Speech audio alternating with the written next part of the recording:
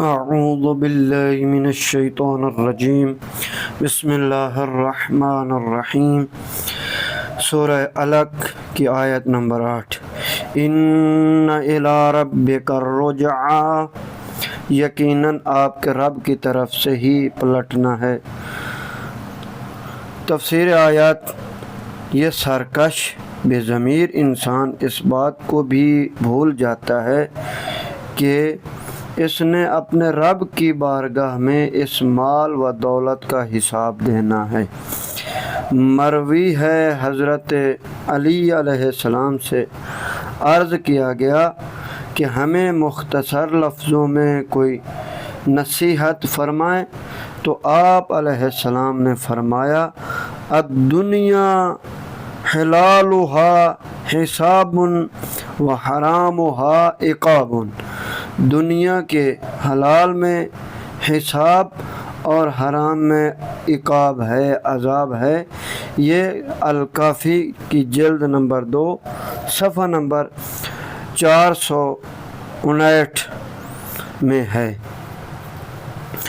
دیکھیں میرے سامعین، یعنی امیر المومنین نے یہ مختصراً بتایا ہے۔ اب دیکھیں آگے والی 2 آیات میں اللہ کیا کہتا ہے، 9 اور 10 میں۔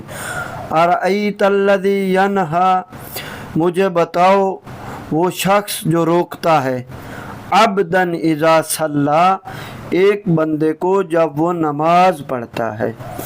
تو تفسیر یہ ہے کہ سورہ مبارکہ اگر آخر تک پہلی وحی ہے تو اس سے ظاہر ہوتا ہے کہ رسول صلی اللہ علیہ وآلہ وسلم نزول وحی سے پہلے علل اعلان نماز پڑھتے تھے۔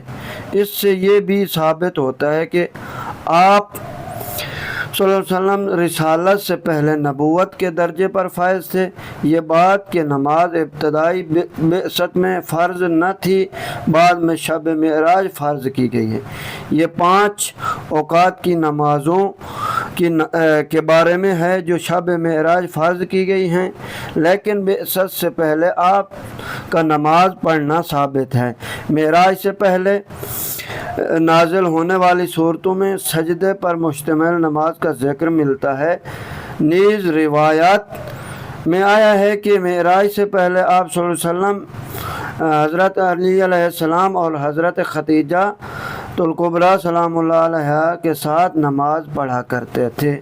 انشاءاللہ ینہا کو کل بیان کریں گے، جو اس میں ایک نقطہ ہے۔